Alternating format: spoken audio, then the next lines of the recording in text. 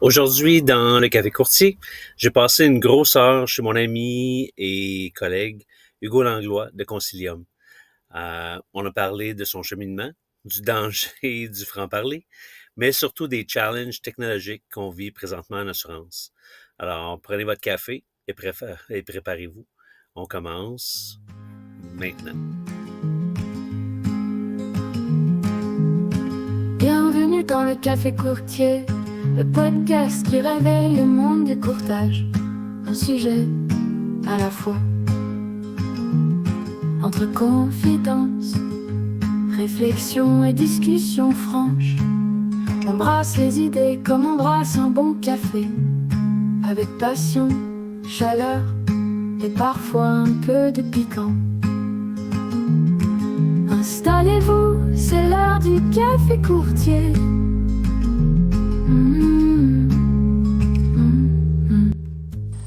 Aujourd'hui, dans le café courtier, je reçois un ami de longue date, quelqu'un avec qui je partage pas mal de choses, le franc-parler, l'envie de faire avancer les choses, puis une grosse fibre techno, qui parfois nous cause plus de maux de tête que de compliments.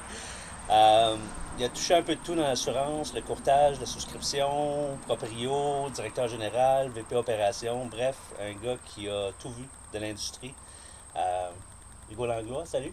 Salut, Comment ça va, man? ça va super bien, super bien. Je suis content de faire ça avec toi. C'est le fun d'être dans un contexte de dehors. On profite des derniers jours de septembre. Ouais, exact. Ma petite vue, la vue qui, tous les matins, me met de bonne humeur. Ah ouais. Il manque pas grand-chose. Non, Il c'est manque exact. pas grand-chose. C'est un terrain de golf pour toi, là. Mais sinon, Ben, il y en a un à peu près 1 kilomètre par là, genre. exact.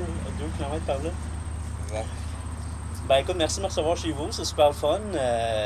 Fait que on va passer le prochain 30-40 minutes à jaser de toi et de techno.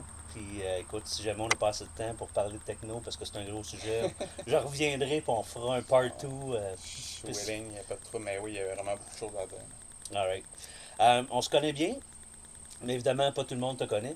Fait que raconte-moi donc un peu comment tu es rentré dans l'assurance. Eh boy. Écoute, moi, je suis rentré dans l'assurance. Initialement, dans le fond, je me cherchais une job d'été à 17 ans. J'étais allé passer une entrevue chez Loutech. Loutech. Okay. Ouais, Loutech. Pour les gens qui me connaissent, c'est clairement pas fait pour moi. Là. Je travaille dans une place pour louer des outils. Mais tu sais, quand t'es jeune, t'appliques sur un peu toutes les opportunités que tu vois. Puis Loutech à Brossard cherchait quelqu'un. Ouais. Bon, ils m'ont jamais rappelé. C'est le premier scoop que je peux te donner. Ça a jamais accroché, ça a jamais abouti sur rien. Mais écoute, le Loutech était sur Tachereau. J'avais marché du bureau où ma mère travaillait. À l'époque, elle travaillait pour Marine Expert à Brossard, sur le bord de la 132. Quand même une bonne marche là, du boulevard Tachereau où le Loutech est situé.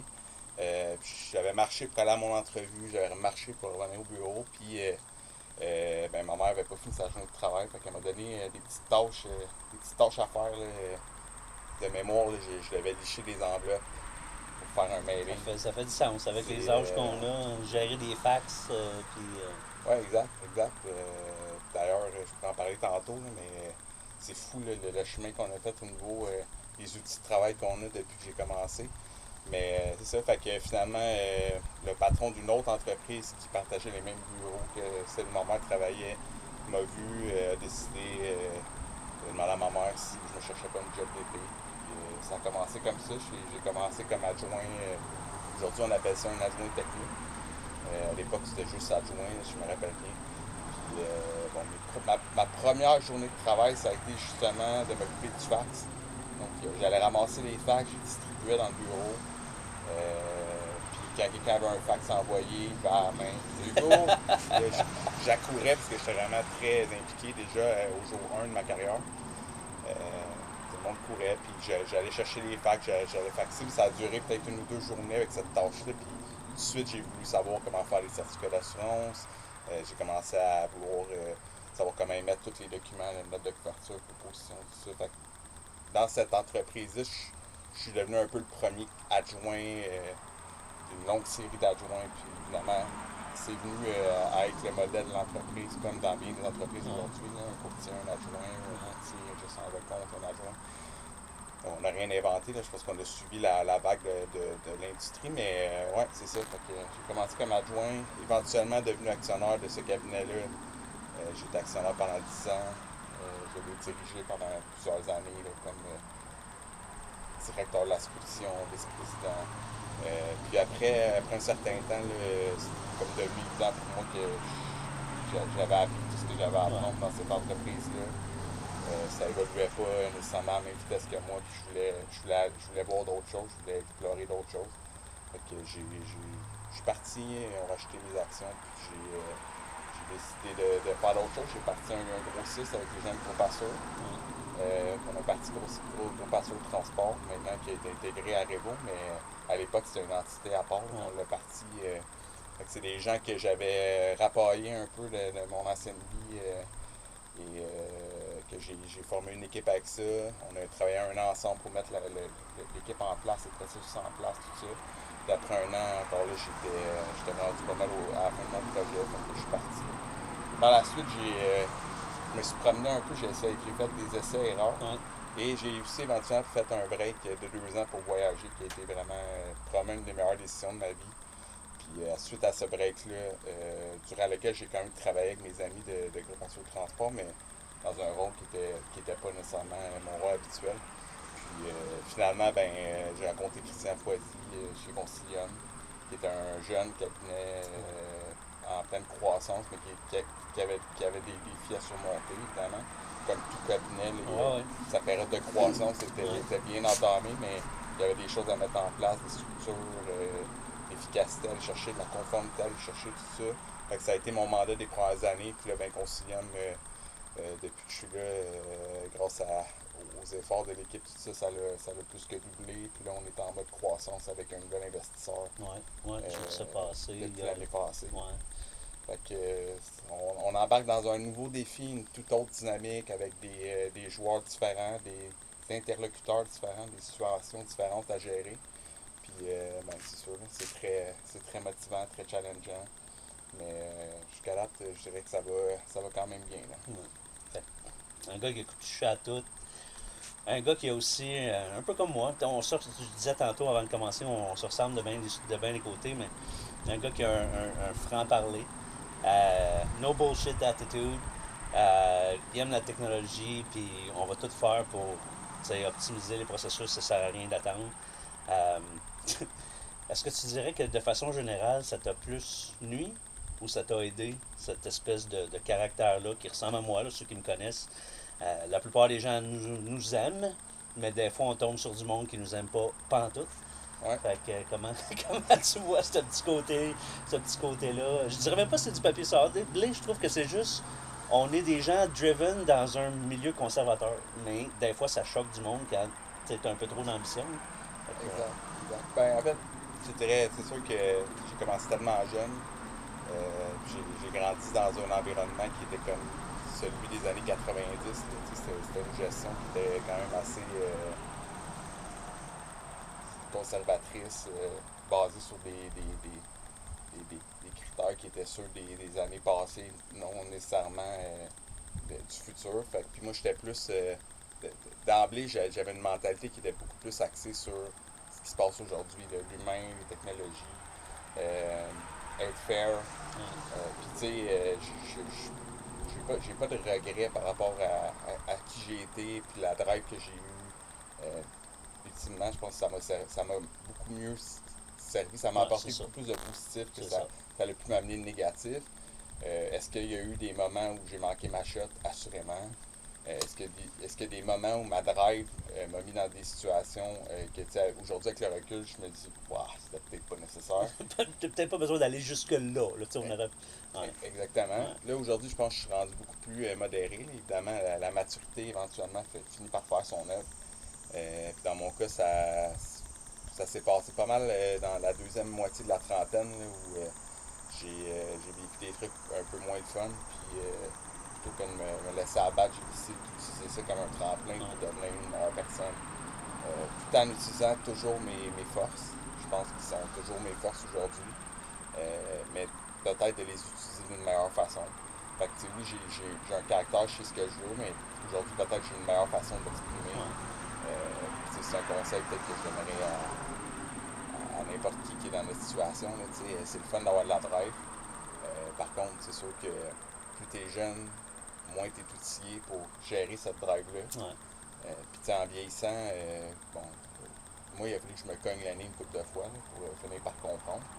Mais éventuellement, quand tu es bien intentionné, puis tu fais les choses pour les bonnes raisons, la vie finit par s'arranger, puis t'amener où tu dois être, autant au niveau de ta carrière qu'au niveau de ta personnalité, de ton cheminement personnel. Puis je pense que c'est ça qui est arrivé dans mon cas. Là, fait que non, j'ai pas de regrets, je suis comme je suis. Je pense que ça m'a amené où ce que je suis. J'ai quand même eu beaucoup de succès, puis l'industrie m'a bien traité. Puis les erreurs que j'ai pu faire, puis les gens, les quelques personnes que j'ai pu me mettre à dos down the road, ben écoute, c'est probablement des sacrifices qui étaient nécessaires dans mon parcours. Puis c'est bien correct, là, je suis en paix avec ça. Puis basé sur mon expérience, parce que ça m'est arrivé aussi, il y a des gens qui, à l'époque, évidemment, frustrés, va-t'en, je veux plus jamais te voir, t'es cité ça. Puis là, 5 ans, 10 ans plus tard, ils me disent, tu sais, dans le fond, t'avais raison. Mais moi, j'étais trop pressé. Donc, moi le mot avec le temps, ce que j'ai développé avec le temps, c'était la patience. Garde la même drive, mais sois plus patient, tu sais. Présente-les comme il faut. Si ça marche pas, présente-les différemment, sois patient. Puis donc, nous qui. Ben, je dis nous. Je prends pour acquis on a vécu un peu la même chose, mais c'est ça. Tu sais, t'as des idées, t'es pas patient, si ça marche pas, tu chiales. Tu sais, fait que reste patient. Mais il y a des gens que, justement, que je me suis mis à dos, entre guillemets, que 5 ans plus tard, 10 ans plus tard, ils m'ont dit, écoute, Justin, t'avais raison. J'étais juste pas prêt à l'entendre. Peut-être qu'on s'est pas pris de la bonne façon pour communiquer chacun nos points de vue. Mais avec un recul, t'avais raison, je m'excuse. Écoute, ça m'est arrivé. Là. Fait que ça, quand ça arrive, c'est le fun. Ouais, je pense que ça nous arrive toutes. J'ai pas eu, tu sais, en toute humilité, j'ai pas eu souvent tort, mais j'ai souvent utilisé la mauvaise façon d'aborder les situations. Puis je pense que la ligne est mince. Là, puis quand tu utilises pas la bonne approche, ben tu nuis un peu à ton message, tu nuis un peu à l'objectif que tu veux atteindre. Fait que je pense que c'est un processus. Puis tu sais, l'autre affaire qu'il faut que je mentionne, c'est que dans la vie, des fois, tu as la chance de rencontrer quelqu'un comme toi qui a vécu les mêmes challenges, puis qui va te mentorer, puis te montrer un peu la voie, puis tout ça. Moi, j'ai pas nécessairement eu ça. Puis je suis pas une plainte, là. Mais tu sais, j'ai eu plus des gens autour de moi qui avaient une tendance à vouloir me craquer, peut-être même profiter de mon caractère pour faire passer leur message, plutôt que de voir que peut-être que je me nuisais à certains égards aussi. Fait je pense que ça dépend aussi c'est qui t'a entouré dans les moments de vulnérabilité où tu n'étais pas nécessairement encore en mesure de gérer ta drive. Mais tu sais, ultimement, là, je pense que si tu es bien intentionné et tu es compétent, en général, ton analyse va être bonne. Après ça, comme je disais, c'est le médium ou la façon que tu utilises de faire passer tes messages qui peut faire la différence entre un succès qui se fait de façon smooth dans lequel tu gagnes le respect de tes pairs ou une situation qui dégénère où finalement ben, il y a des choses qui se brisent, des choses qui ne fonctionnent pas juste parce que tu n'as pas utilisé la bonne façon d'arriver à tes fins. Fait que, comme je te dis, pas de regrets. Je suis satisfait avec la vie professionnelle que j'ai eue, satisfait avec la vie personnelle que j'ai eue. Malgré tout ça, je suis dans le fond. Je suis encore. Il me reste encore une année pour appliquer les principes que Exactement. Être une meilleure version moi-même. Puis, fait que dans le fond, je résume ça en disant, si vous avez 20 ans, 30 ans, puis que vous avez bien la drive, vous sentez que ça va passer vite à votre goût, trouvez-vous un mentor. Vous pouvez passer par l'ARAC, l'Association des jeunes en assurance, la relève en assurance, sur un programme mentoré dans lequel je suis mentor. Peut-être qu'éventuellement, Hugo pourrait devenir un bon mentor. Je suis mentor. Des mentors, bon. Ouais, fait qu'en passant par l'ARAC, il n'y a pas de meilleure façon, comme tu viens de dire, je trouve, pour centraliser, concentrer justement l'énergie et être sûr de faire les choses de bonne façon. Parce que comme tu dis, la plupart des gens smart, ils ont les bonnes idées, c'est juste des fois, ils n'ont pas assez l'expérience pour être capable de passer le message. Fait trouvez-vous un mentor dans votre entreprise, trouvez-vous un mentor, des fois même c'est meilleur si c'est pas dans l'entreprise, comme ça il n'y a pas de conflit d'intérêt ou quoi que ce soit. Puis si vous n'en connaissez pas les gens qui peuvent être votre mentor, parce qu'on va pas cogner à la porte en disant salut, tu veux être mon mentor, ben comme je dis là, l'ARAC a un programme pour ça, fait que allez-y, puis on va être là pour vous coacher, vous guider, vous donner nos conseils, vous ferez ce que vous en voulez après, mais euh, il y a beaucoup d'expérience dans ces deux têtes chauves-là. Ouais. Il y a peut-être un autre conseil que je donnerais déjà d'emblée. Tu sais, quand on est jeune, on a tendance à être beaucoup focusé sur nous-mêmes. Ouais. Puis souvent, tu sais, l'approche qu'on prend est basée uniquement sur comment on se sent, sur nos besoins, sur la façon qu'on a de voir les choses. Mais tu sais, une affaire que j'ai appris, c'est la meilleure façon, c'est plus correct là, de se respecter, de savoir comment on se sent, tout ça, mais de prendre le temps de comprendre, de se mettre à la place des gens qui sont dans la même situation. Les gens, souvent, qui sont pas d'accord, qui s'opposent à ton idée, à ton projet, bien souvent, si tu te mets dans la peau de l'autre personne, tu vas être capable, après ça, de trouver la bonne approche, tu vas être capable de la convaincre sans, justement, que ça explose, que ça te mette dans une position difficile. Fait que, ouais. Moi, je suis ouvert à être mentor. J'ai pas eu tant de demandes que ça depuis que je suis dans le programme de mentorat. J'aimerais ça, partager mon expérience et essayer d'aider des gens qui, comme moi, ont du gaz. On dit gaz, j'ai des idées. Ouais. Ben écoute, le message est lancé. On va passer à. Merci d'avoir partagé. C'est jamais le fun de partager partager des moments. Moi, je commence à être habitué parce que je le fais, là. Mais c'est sûr que c'est jamais le fun de partager des moments plus difficiles où est-ce que justement on s'est pété le nez. Puis... Anyway, merci. Merci d'avoir partagé ça. Fait qu'on là, on va revenir à ton rôle actuel, qui est évidemment un rôle super important. Un peu de tout chez Concilium. Officiellement VP des opérations, mais je suis certain que ça déborde de tout de côté ce que tu fais. C'est quoi, mettons, un défi là, présentement qui t'empêche de dormir la nuit? Ouf! Tu vois, ça, c'est quelque chose, moi, il n'y a rien qui m'empêche de dormir la nuit. C'est une très bonne réponse. Honnêtement. Comme je dis souvent à des collègues qui paniquent, puis même, il y a probablement des anciens collègues là, avec qui j'ai travaillé il y a plusieurs années qui vont se rappeler que je leur ai dit ça. On fait juste d'assurance. Ouais. On n'est pas des chirurgiens. On sauve pas de vie. Là. Ouais. Fait qu'il n'y a rien qui m'empêche de dormir. En ce moment, je trouve que c'est très stimulant ce qui se passe. J'ai tendance à prendre les défis actuels comme des trucs stimulants pour moi, plus que l'inverse. Ouais. Je te dirais qu'en ce moment, le plus gros défi que je trouve, c'est le rebound de la pandémie, là, avec le télétravail présentiel, tout ça. Les employés ont vraiment aimé ça, le télétravail. Puis là, ben, avec le temps, on le voit, là, moi je suis pro-télétravail, je l'ai toujours été bien avant la pandémie. J'avais recommandé, je suis un ancien employeur qui implante le télétravail. Donc, le concept du télétravail, pour moi, ça n'a aucun doute, c'est très bon. Par contre, là, on est allé vers un côté télétravail. Il y a beaucoup d'entreprises qui étaient 100% télétravail pendant pas des mois, des années. Des années, fait que là, il y a des gens qui ont pris ça un peu pour acquis. Là, ben, c'est le rebound. Les entreprises voient maintenant, parce qu'on a des données, on est capable de voir les effets du télétravail sur l'engagement, sur le partage de l'expérience.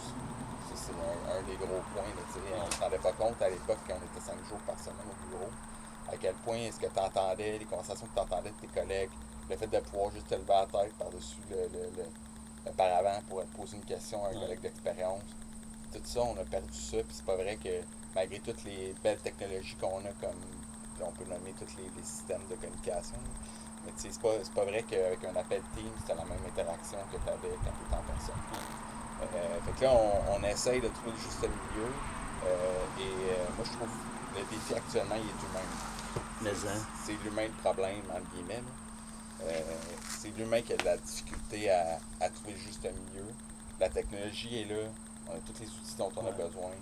Mais c'est vraiment l'humain actuellement qui est dans une zone de confort, qui ne réalise pas toujours qu'il y a un élément qui manque pour être capable de bien performer. Pour les gestionnaires, ça devient vraiment un défi d'expliquer, de convaincre l'employé. Écoute, il y a un bout qui te manque.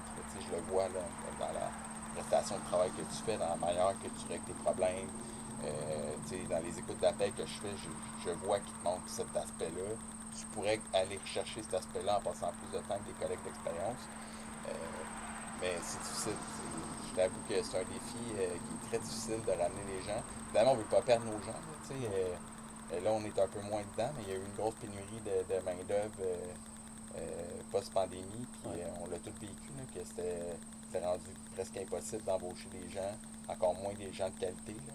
Fait que là, on ne veut pas perdre les éléments qu'on a réussi à aller chercher. En même temps, on a une obligation de résultat en tant que gestionnaire. Les actionnaires veulent des résultats.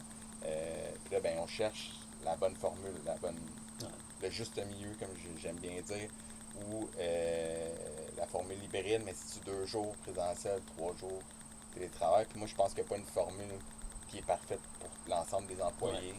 Fait qu'il faut garder une certaine flexibilité. Mais il faut que les employés qui ont besoin de plus de présentiel soient assez honnêtes envers eux pour dire oui, ils ont raison.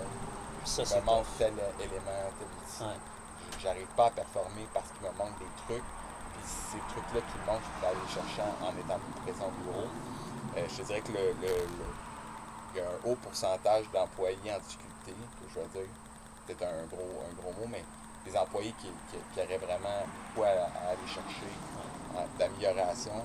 Il y a un haut pourcentage de gens qui ne réalisent pas, qui sont dans leur zone de confort, de télétravail, qui voient avec raison tous les avantages que ça l'amène au niveau de la conciliation travail-famille. Mais à un moment donné, c'est que si tu veux arriver à tes objectifs professionnels, salaire, développement professionnel, tout ça, ben, il y a un investissement qui doit être fait de ta part. Puis malheureusement, on le sait aujourd'hui que si tu passes 5 jours par semaine chez vous, tu te limites toi-même dans ta courbe d'évolution. Puis ça va affecter tous les aspects de ton évolution, incluant celle qui est financière. Puis on le sait, le coût de la vie a augmenté de façon drastique. On le ressent tout. Je pense qu'éventuellement, il va falloir que les employés se fassent il va falloir qu'ils se posent des vraies questions, qu'ils soient honnêtes envers eux-mêmes, puis qu'ils trouvent la formule qui leur va. Ça, c'est si on a la chance de travailler dans un employeur conciliant. Chez nous, on est encore très, très conciliant. On est sur une formule de 4 jours par mois de présentiel, qui est encore, je pense, c'est dans les meilleurs. Dans les meilleurs. Les meilleurs. Dans les plus flexibles, on va dire ça comme ça. C'est ça. Mais on n'exclut pas à l'avenir, si on voit que les gens qui ont besoin de faire plus de présentiel ne le font pas par eux-mêmes, bien, éventuellement, on n'aura pas le choix de les obliger. Après ça, est-ce qu'on va le faire au cas par cas? Ça peut devenir difficile de gérer du cas par cas, mais est-ce qu'on va le faire au cas par cas ou on va simplement augmenter le nombre de jours pour l'ensemble de l'entreprise? Ça, c'est une évaluation qu'on va devoir faire, mais le plus gros défi actuellement, c'est vraiment l'humain qui a de la misère à s'adapter à une nouvelle réalité. Puis souvent qui ne réalise pas qu'il est en train de prendre du retard. De s'auto-évaluer, de par, en guillemets, de par sa faute. Pour moi, ça, c'est le plus gros défi. Parce que pour tout le reste, il y a un dynamisme à beaucoup de niveaux actuellement qui te permet, si tu veux, de prendre les moyens, d'augmenter la productivité, de faciliter la vie des gens. Tout est là. Tout est là. Il faut juste que tu aies quelqu'un, une entreprise qui se donne la peine de faire ses recherches, et après ça, de mettre toutes les gars ensemble pour être sûr que ça fonctionne. Donc, tout est là. Fait en ce moment, l'humain est le plus gros défi. Ça prend toujours été le cas, tu vas me dire. Mais actuellement, je pense que c'est encore plus vrai que ça l'a jamais été. Parce qu'on est allé à un extrême à l'autre. Travail. D'enlever ça, c'est difficile. Puis, tu sais, cela étant dit, il y a des gens qui, effectivement, sont productifs 5 jours par semaine en télétravail. Mais c'est pas vrai que c'est le cas de tout le monde. C'est ça. Je pense qu'il faut que les gens soient assez honnêtes envers eux-mêmes pour faire comme moi, j'aurais peut-être besoin d'un 2 jours par semaine. Moi, j'ai une opinion qui ne sera pas très très populaire, là, mais encore une fois, I stick to it. Je pense que le télétravail, ça ne devrait pas être équitable. Le télétravail, ça devrait être un outil de récompense, entre guillemets, pour les gens qui, justement, comprennent comprennent c'est quoi le télétravail, comprennent que c'est pas un cadeau, là, mais un privilège d'être en télétravail. Puis, si tu n'as pas compris ça, ou si tu as des besoins de formation que tu n'as pas compris, si tu n'es pas capable de faire une auto-évaluation, ben, je vais te demander de revenir parce que justement, tu n'es pas au niveau que tu devrais être. Puis si je perds ces employés-là, tant pis, à quelque part. À quelque part, j'aimerais mieux que tous mes gens soient tellement bons qu'ils sont tous en télétravail. Fait, fait que si je demande à quelqu'un de revenir, puis là, je suis pas boss de personne, fait qu'il n'y a pas personne qui peut avoir peur que je vais leur demander de revenir. Mais si une entreprise demande à des gens de revenir, puis ils sont pas capables de faire l'auto-évaluation pour dire, ouais, c'est vrai que j'ai peut-être besoin d'un peu d'aide. Puis c'est peut-être temporaire, tu sais, justement, si tu demandes à quelqu'un de revenir, si au bout de 6 mois, il est allé chercher ce qu'il avait besoin, puis qu'il a réalisé qu'il manquait quelque chose, puis qu'il est allé chercher ça pendant 6 mois, ça se peut qu'après 6 mois, tu te dises, ben, c'est correct, tu sais. Je t'ai demandé de revenir 3 jours, 4 jours, ben là, je vais te remettre à 3 ou 2 jours, puis éventuellement, on verra, là, tu sais. Fait que moi, j'ai une façon d'expliquer ça, puis d'ailleurs, ça fait partie des discussions qu'on a quand on embauche quelqu'un. Tu sais, chez Concilium, c'est vrai, là, c'est tellement vrai que ça en est un problème jusqu'à un certain point. C'est que, tu sais, nous, quand on embauche quelqu'un, on dit tu gères ta business dans la business. J'ai l'air de Martin Saint-Louis quand je parle de même. la game dans la Mais game. je disais avant que Martin se mette à le dire en conférence de presse. Là. Mais c'est ça, pareil, tu gères ta petite business dans la grosse business. Là, ça revient un peu à dire ce que tu dis, c'est si t'es pas capable de gérer ta petite business, je vais la gérer pour toi. Ouais. Fait que, c'est un peu là où on va être rendu éventuellement, c'est que les gens, que leur business va pas bien, que leur petite business va pas bien dans la grosse business, ben, il va falloir en tant que gestionnaire leur dire, ben regarde, là, je vais prendre le contrôle de ta petite business. En tout cas, au moins la partie de présentiel, parce que je veux te donner les outils pour que tu puisses atteindre les objectifs de ta petite business pour permettre à la grosse business d'atteindre ses objectifs à elle. C'est un peu la manière que je l'explique. On dit plus ou moins la même affaire. Ouais, c'est ça. Bon, on parle de décision, puis tout ça, je vais en profiter. Puis, tu sais, tu as déjà été propriétaire, ou est-ce que c'est toi qui décides, puis on tourne à gauche, tout le monde tourne à gauche. Là, dans un contexte plus corporatif, surtout avec un investisseur privé extérieur, comment est-ce que tu vois ça, l'espèce de challenge décisionnel, ou est-ce que sûrement quelques-unes des décisions que tu veux prendre, tu sais, faut que tu fasses un conseil d'administration, préparer un plan d'affaires. Comment tu vois ça, ce nouveau défi-là? Là, tu vas être surpris de ma réponse. Effectivement, j'ai été partenaire dans plusieurs entreprises. Puis actuellement, j'ai un petit peu d'actionnariat, mais c'est pas significatif. J'ai jamais eu autant de power que j'en ai actuellement. Puis dans le fond, mon analyse, j'y ai pensé souvent. C'est sûr que c'est les gens avec qui tu travailles, premièrement. Puis après ça, ben ça vient de toi. Là. Puis pourquoi j'ai du power aujourd'hui, c'est parce que justement, j'ai appris de mes erreurs. Puis aujourd'hui, j'ai une meilleure façon d'aborder les choses. Ce qui fait que moi, j'ai pas eu l'impression souvent chez Concilium d'être limité dans ce que je voulais ou pouvais faire. Puis ça n'a pas changé depuis qu'on a un investisseur. Écoute, est-ce que ça va changer? Assurément, parce que vous allez grossir. La business va grossir, mon rôle va être à quelque part un peu dilué, puis je m'attends à ça. Est-ce que je vais être heureux à long terme dans ce contexte-là? Dieu seul le sait. Mais actuellement, je peux dire que ça va faire 5 ans que je suis Concilium. Actionnariat ou pas d'actionnariat, au niveau de mon rôle, de mon impact, de ma liberté d'agir, j'ai jamais eu cette liberté-là quand j'étais actionnaire ailleurs. Ça, c'est une autre leçon qu'on peut obtenir. L'actionnariat, ça veut rien dire. C'est un arrangement financier. Et souvent, c'est un arrangement qui est gagnant-gagnant. C'est-à-dire que toi, tu as tout à gagner financièrement, évidemment, parce que c'est très payant. En général, quand tu es dans une business bien gérée, quand tu revends ton actionnariat, c'est très payant, on ne se le cachera pas. Par contre, au niveau de ton day-to-day, c'est pas toujours positif. Moi, je peux te dire que ça n'a pas été positif vraiment beaucoup dans ma carrière. Je parle de ce que ça l'apportait dans mon quotidien, dans mon rôle, dans l'entreprise. Ça vient avec je ne veux pas dire une pression, mais une façon d'être traité qui est différente. Puis, encore là, ça dépend des gens avec qui tu es entouré. Moi, mon expérience n'a pas été super positive. Puis, je ne suis pas encore là, pas en train de me plaindre. J'ai été chanceux, très chanceux. Et je remercie les opportunités que j'ai eues. Je vais juste dire que en tant qu'employé, parce que tu restes un employé, quand tu n'es pas actionnaire majoritaire, tu restes un employé pareil. En tant qu'employé, ça m'a pas apporté beaucoup de positif. Pas mal plus de négatif, je dirais. Puis dans le fond, le power, il vient de toi, puis il vient des gens qui t'entourent. La chance que j'ai chez Conciem, c'est que Christian, le président, et François Christopher, ses partenaires de la première heure, c'est des courtiers d'assurance. Eux sont venus me chercher parce que j'étais capable de faire des trucs que d'autres soit voulaient pas faire ou n'étaient pas nécessairement les meilleures personnes pour le faire. Fait que je suis vraiment venu combler un besoin. C'est ça la différence dans le fond, c'est qu'il y avait besoin de moi, je suis arrivé à la bonne époque de ma vie. Fait qu'avec la confiance en soi, la bonne approche, tu viens avoir beaucoup plus de power que tu peux l'avoir à 28 ans quand tu es actionnaire dans un cabinet.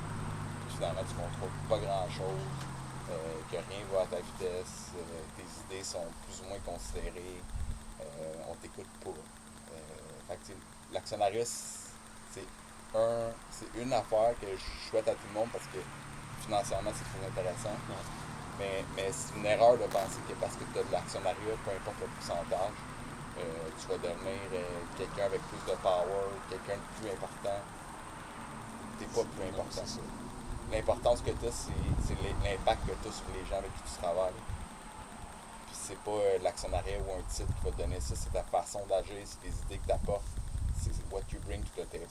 C'est ça. What you bring to the table. C'est la meilleure façon de le dire.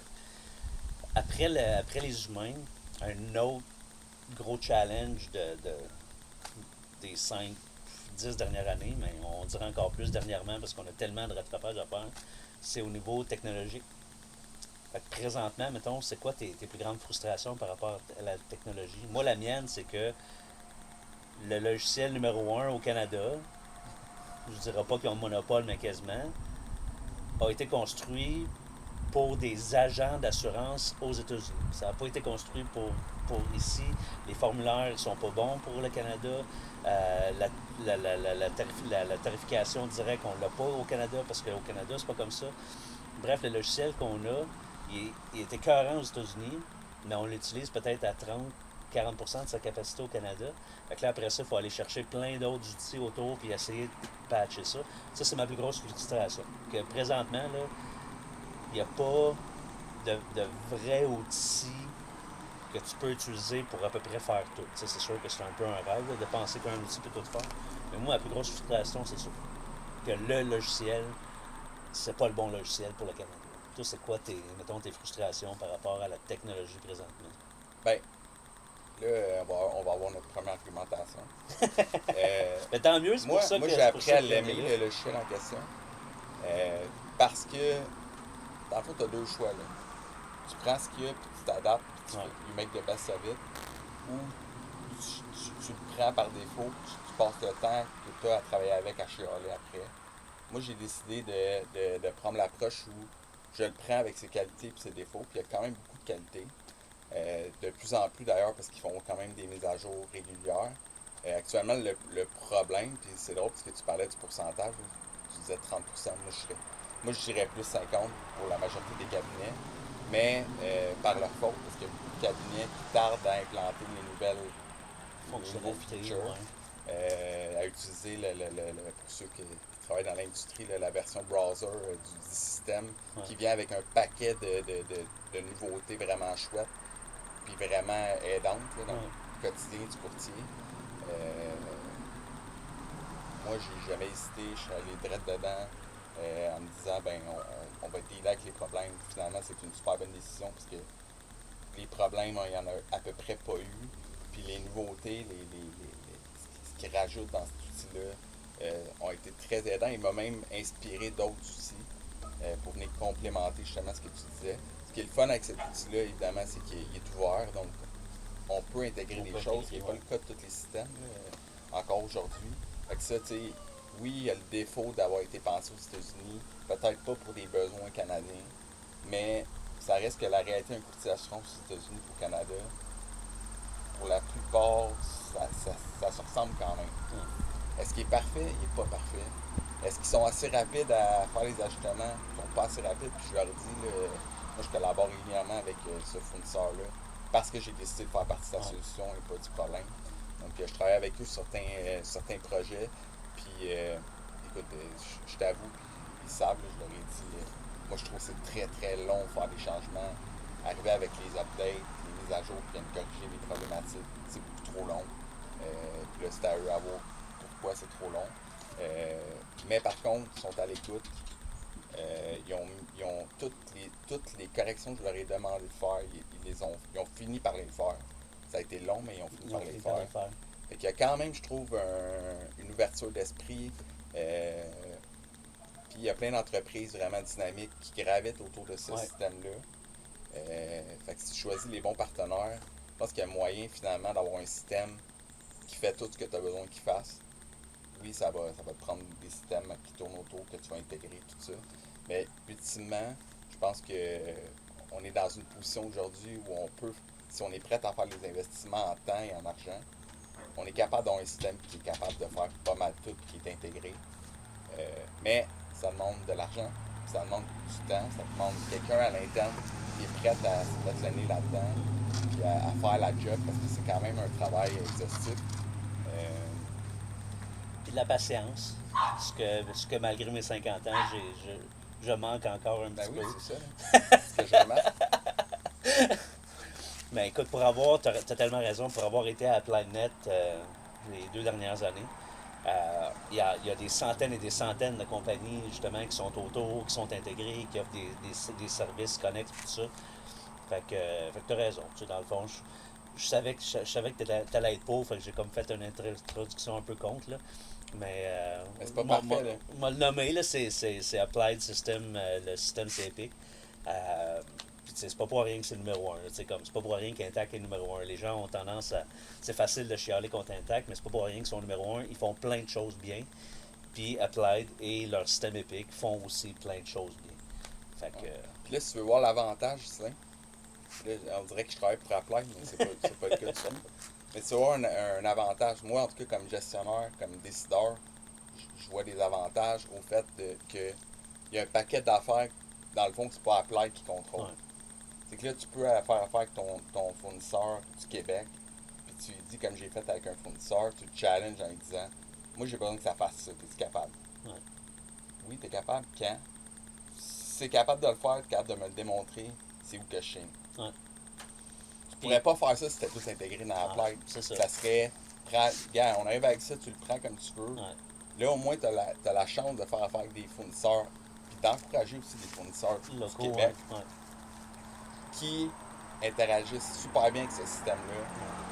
Fait que t'as toujours le choix, comme tu sais, de voir le verre à moitié plein, à moitié vide. Moi, j'ai fait le choix, ça fait plusieurs années de le voir à moitié plein. Puis ça fait pas exception. Nous, on est quand même vraiment satisfaits. Puis on pourrait en parler en long, en large. Puis ça pourrait même être Un autre podcast. On pourrait podcast, inviter quelqu'un mais je vais négocier quelque chose avec Applied avant, là, parce que je réalise que je fais de la pub pour eux Pour autres. rien, ben oui. Mais bon, ils trouveront sûrement une manière de me le remettre. Mais tu sais, c'est ça. Mais t'as raison, c'est américain, c'est eux autres la grosse partie du marché. Mais j'avoue que, mettons, comparativement à historiquement, là, avant Epic ou même au début d'Epic, je trouve qu'Applied sont beaucoup plus à l'écoute des courtiers du Canada. Après ça, il faut que les courtiers du Canada s'impliquent. Ben, c'est ça. Tu sais, là, tu parlais d'AppliedNet, j'ai su qu'on va être peut-être une douzaine de courtiers du Québec. Là, après ça, tu peux pas chialer et t'écoutes pas. Tu n'es pas présent, tu ne vas pas entendre ta voix. À un moment donné, il faut qu'on s'implique aussi. Là, je pense jusqu'à un certain niveau. Là, on ne travaille pas pour eux autres. Il faut quand même compter les heures qu'on met là-dessus. Mais si tu veux que le fournisseur, peu importe quel fournisseur, ait un intérêt à travailler avec toi, puis à mettre le temps qu'il faut pour personnaliser tant que faire ça pour la solution, ben, tu sois prêt à t'engager aussi. Ben, c'est ça. Tu as bien raison. Évidemment, les courtiers, on vient d'en parler, là, ils n'utilisent pas, mettons, 100% de la technologie.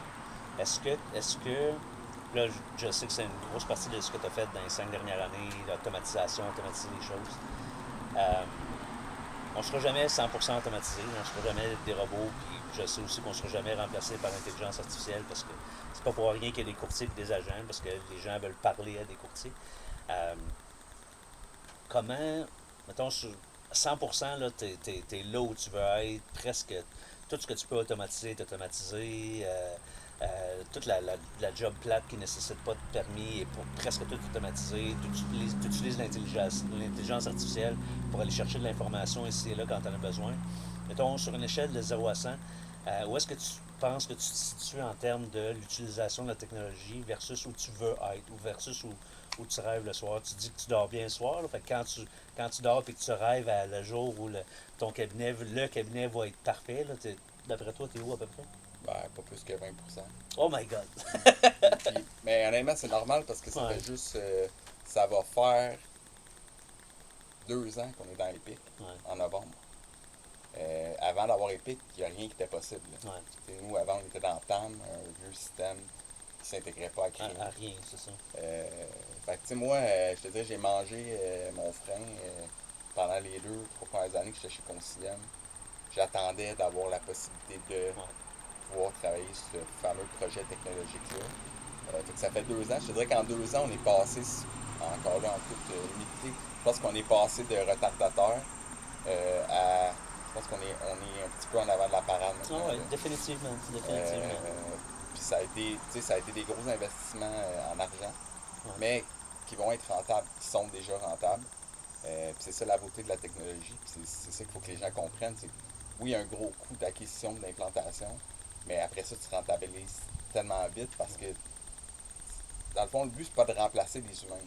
Ultimement, on va remplacer pareil parce que, dans le fond, on va pas mettre personne dehors. Non, c'est ça. Okay? On va les réattribuer à d'autres tâches. Là. On va les réattribuer à d'autres tâches, mais surtout, on n'engagera peut-être pas autant de monde dans le futur. Ouais. C'est là peut-être qu'il devrait, entre guillemets, avoir une inquiétude.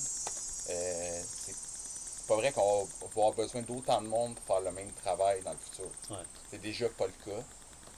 Mais les gens qui sont en place actuellement, leur job n'est pas en danger, tout va bien. En fait, ce qu'on fait en ce moment, puis l'expression que j'aime bien utiliser, c'est courtier augmenté. Ouais.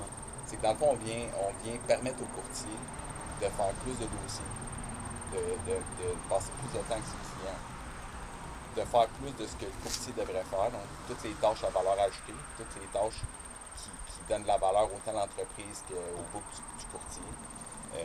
Dans le fond, on vient tout automatiser les tâches qui n'ont pas de valeur ajoutée.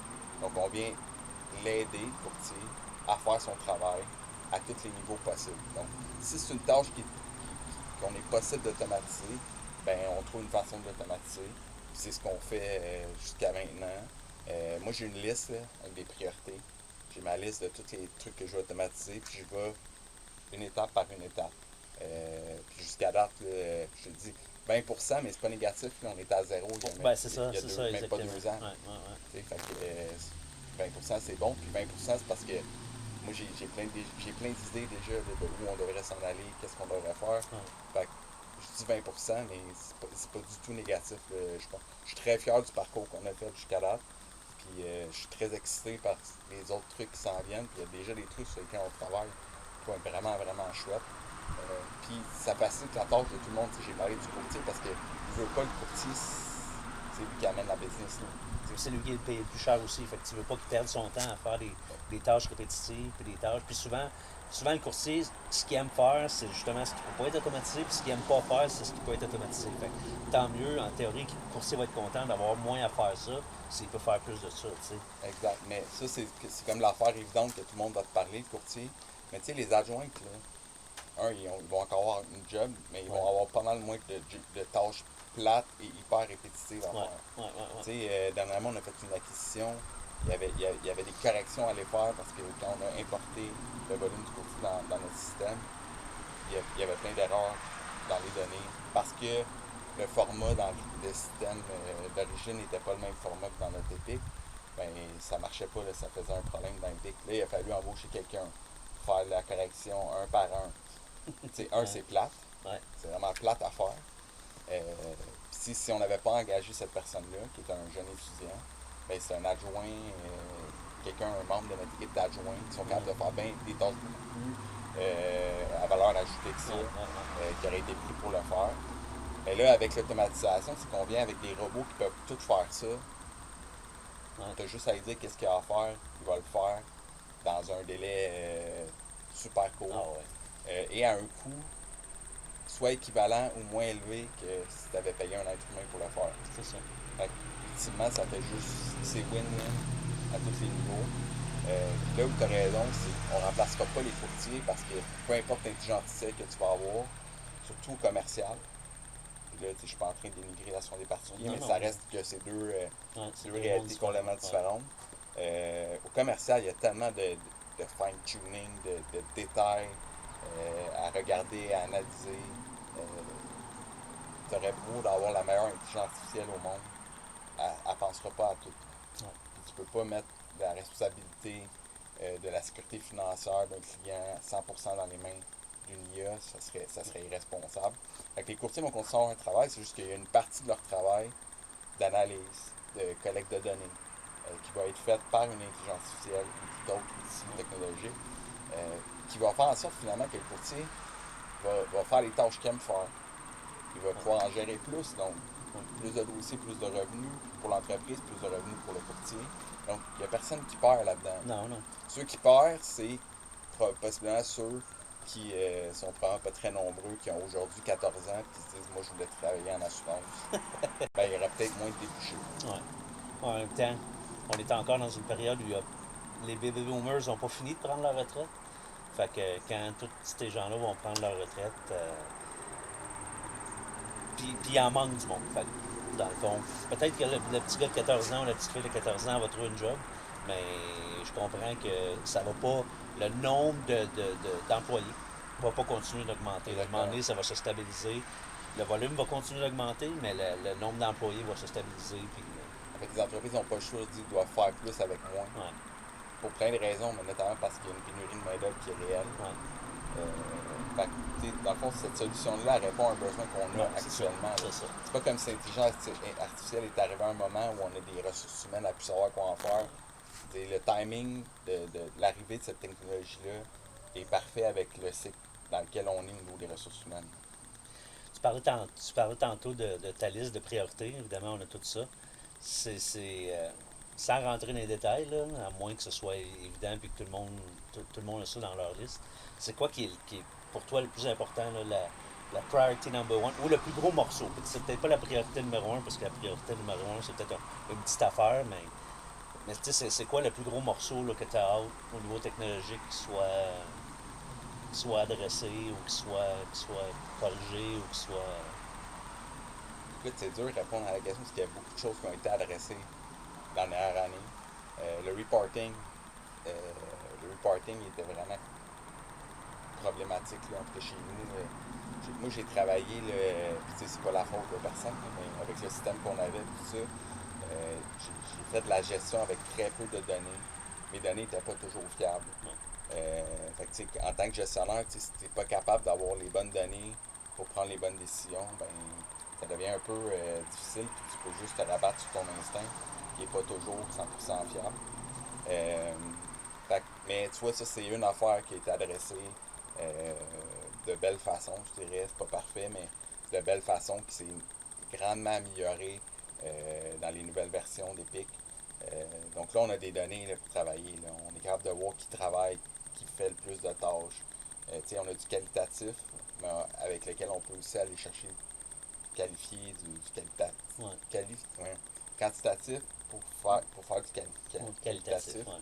Fait que ça, c'en est une affaire qui était vraiment problématique, que là, on voit vraiment des grosses améliorations. Puis là, dans le fond, c'est juste le début, parce que là on a les données, on a des beaux tableaux, tout ça, mais éventuellement, on va avoir des IA qui vont pouvoir, pour nous autres, analyser les données, faire des liens entre différentes données, puis nous donner comme rapidement accès à l'information qu'on a besoin de prendre des décisions. Fait que ça, c'en est un. Mais après ça, c'est un paquet de petits projets. C'est l'addition des projets qui fait que... Tu sais, un affaire qu'on a fait que Applied a fait en partie, puis que nous, on a fait aussi en partie, c'est les notes, l'automatisation des notes au dossier. T'sais, aujourd'hui, chez Concilium, un courtier a à peu près pas besoin de mettre de notes par lui-même dans le système, parce que, bon, évidemment, il va écrire un courriel à son client, il va mettre le courriel dans Epic. L'intelligence artificielle résume et crée la note dans Epic automatiquement. Tout ce que tu as à faire, c'est la lire en dans 15 secondes. C'est ça. Tu fais une correction ou deux des fois, parce que des fois, il y a des formules qui reviennent qui font pas trop de sens. Mais à 90%, c'est parfait. Puis nous, au niveau de la téléphonie, la même chose. Maintenant, les conversations sont résumées par intelligence artificielle. Donc le courtier, il raccroche 15 secondes après, sa note est créée avec tous les détails. Puis c'est vraiment performant. Puis ça s'améliore mois après mois parce que c'est ça l'affaire avec l'intelligence artificielle. C'est que souvent les gens sont découragés parce qu'au début, c'est imparfait, mais ça s'améliore à une vitesse tellement grande. C'est impressionnant. Il n'y a pas un humain qui s'améliore à cette vitesse-là. Fait que ce que tu as vu aujourd'hui, mettons que tu mettrais le même courriel dans Epic il y a 6 mois, tu mets le même aujourd'hui, la qualité du résumé va être à des années de ça, c'est l'intelligence artificielle qui permet ça. Fait que ça, c'en est une affaire. Les notes, l'affaire, c'est pas juste que tu sauves du temps aux gens qui mettaient des notes. C'est que t'as un paquet de courtiers qui mettaient aucune note dans leur dossier. Puis ça, c'est dangereux en temps. Puis ça, on le sait, là, toi et moi, puis tous les gens qui sont pas dans le déni, on sait que c'est plus que la moitié des courtiers qui notent pas bien leur dossier. Puis ça, c'est un problème de déontologie, de conformité. C'est un problème aussi quand tu veux faire une migration de dossier à l'interne. Tu veux qu'un nouveau courtier s'occupe du dossier. Là, tu lui demandes de s'occuper d'un dossier qui n'a pas de notes, que tu n'es pas capable de... Qu'est-ce qui a été dit, qu'est-ce qui a été fait, aucune idée. Là, l'affaire qui est pour nous, parce que nous, c'est l'assurance d'entreprise, on fait aussi l'assurance des particuliers, mais la grosse partie de l'entreprise, c'est l'assurance commerciale. Tu parlais d'Epic tantôt, c'est vraiment les formulaires dans Epic, d'avoir nos données de souscription dans Epic, puis que ces données de souscription-là puissent interagir facilement, soit avec des systèmes à l'externe, soit à l'interne, mais pour générer des documents qui sont beaux, qui sont faciles à programmer, on n'est pas tout à fait là. Ça c'est peut-être l'affaire que j'ai le plus hâte qu'on arrive à quelque chose de sensé. Ça commence à être de mieux en mieux. C'est une des affaires sur lesquelles je travaille avec Applied, mais c'est une des affaires sur lesquelles je trouve que c'est pas assez rapide, c'est trop lent. Puis on devrait déjà, en 2025, on devrait déjà être capable d'avoir une base de données centralisée avec toutes les informations de souscription de nos clients. On ne devrait plus travailler avec des PDF qui sont enregistrés dans le cloud. Fait que, tous les cabinets ont ce super outil-là. Les gros cabinets ont tous ce super outil-là, mais malheureusement, ils doivent tous avoir des PDF on the side ou des Word on the side ou des Excel. Oui, après ça, tu peux faire un drag and drop, c'est facile, tu peux le sauver dedans, mais il reste que l'information n'est pas dans ce logiciel-là. Fait qu'après ça, quand tu veux faire une mise en marché, là, faut que mettons, ou tu veux faire une présentation au client, l'information est dans le PDF que tu as utilisé pour faire les demandes de soumission. Fait que là, il faut que tu retapes l'information parce que là, tu veux faire une présentation. Si l'information était toute en même place, ce serait facile tu mets l'information là, tu fais tes demandes de soumission avec cette information-là. Après ça, tu prends cette information-là pour la présenter au client. Puis si tu es un émetteur, tu prends cette information-là puis tu émets tes contrats. L'Epic est bien pensé dans ce sens-là, c'est que pour chaque étape du résumé de service, là, j'embarque dans des termes techniques, mais dans le fond, pour chaque étape qu'il y a dans un terme d'assurance, donc le renouvellement, les avenants, tout ça, tu as la possibilité d'avoir une proposition à jour que tu peux consulter pour chaque étape. Ça aussi, c'est le fun. Pour quelqu'un qui embarque dans un dossier, pour moi qui a un problème à gérer une plainte ou quoi que ce soit, puis là, j'essaye de comprendre ce qui s'est passé dans le dossier. Fait que là, ça existe. Il y avait beaucoup de problèmes avec la version française. Ça, c'en a un affaire qu'on peut reprocher à Applied. Les versions françaises sont toujours corrigées en dernier. Puis c'est normal, on n'est pas leur plus gros marché. Mais c'est très frustrant comme client. Cela étant dit, là, il y a des corrections qui ont été faites. Je pense qu'on va arriver à pouvoir utiliser cet outil-là enfin. Puis après ça, ça va être de faciliter l'interaction avec les assureurs. Ça, c'est un gros fail, selon moi, dans l'industrie. PolicyWorks, les fameuses soumissions instantanées dans PolicyWorks. Il y a quelques assureurs qui ont embarqué, mais ils ont embarqué à reculons.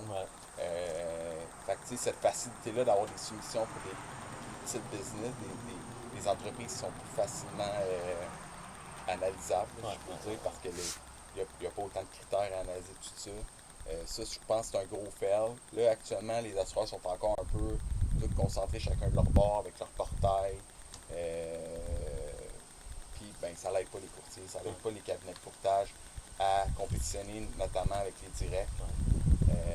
Fait que, ça, je pense qu'en tant qu'industrie, on devrait pouvoir s'asseoir et trouver une solution pour aider les cabinets de courtage à faciliter le travail pour la petite moyenne entreprise. Pour les grosses entreprises, ça va toujours rester un travail de plus longue haleine, avec beaucoup d'analyse, ça, je vois pas vraiment de problème. Mais pour les plus petites entreprises, c'est celle dans laquelle justement les directs jouent. Je pense qu'en ce moment, on ne s'aide pas en ayant des solutions qui sont éparpillées et en ayant 4-5 portails à compléter.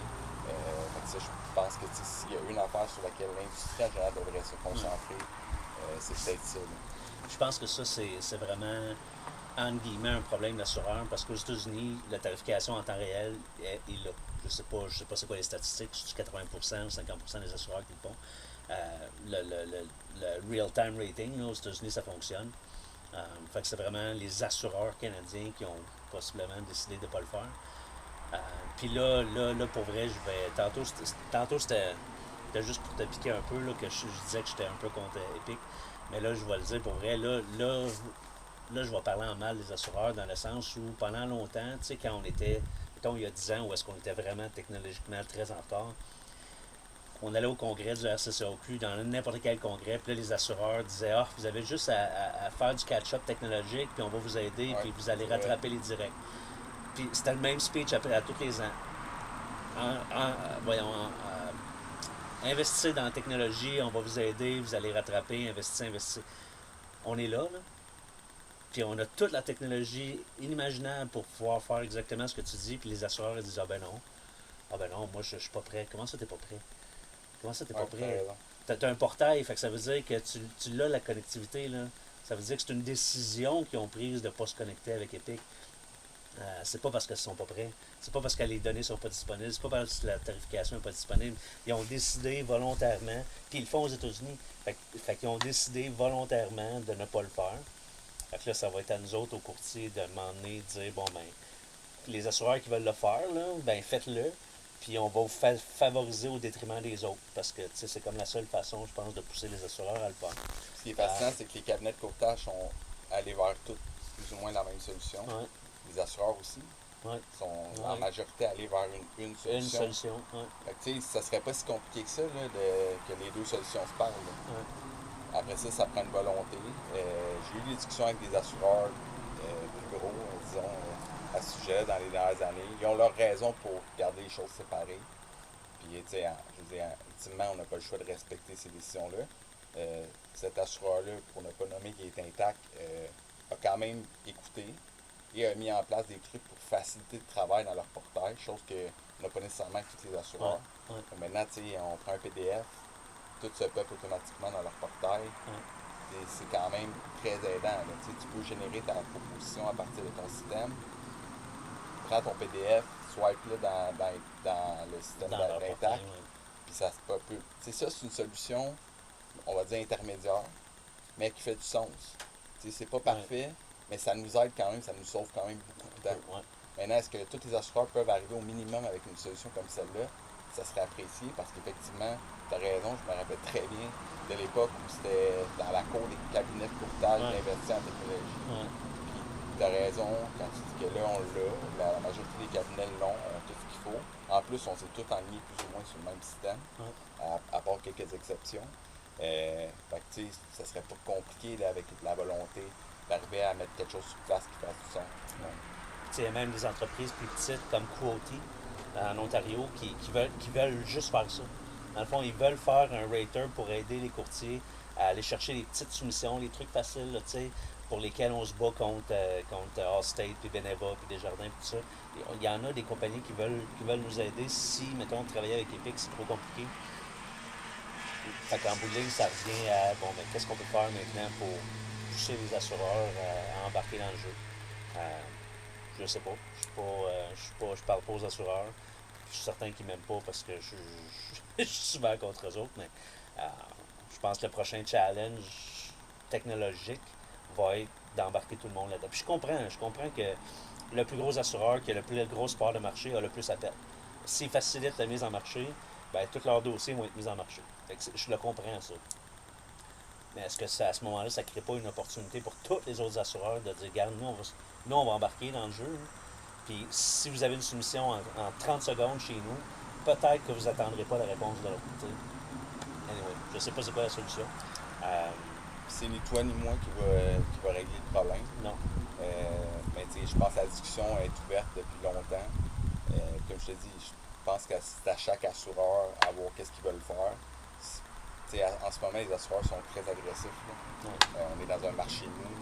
Ils veulent de la business. Ils viennent nous voir, ils investissent beaucoup d'argent en développement des affaires, tout ça. Je pense que de faciliter justement le travail du courtier, ce serait probablement la première chose à regarder pour inciter les courtiers à placer chez vous. Ouais. Il y a plein d'assureurs qui ont fait des initiatives, parce que c'est toujours les bonnes, et ça, je suis le temps qu'ils veulent dire. Mais je pense qu'on doit mettre l'emphase là-dessus. Parce que justement, on ne veut pas, on se bat contre des directs. C'est l'autre question. Puis ça sera probablement un sujet pour un autre podcast. Ouais, un autre podcast. Mais ouais. la plupart des assureurs ont aussi leur version assureur, directe. ouais. Fait que là, comme. Après ça, on pourrait comme en parler très longtemps.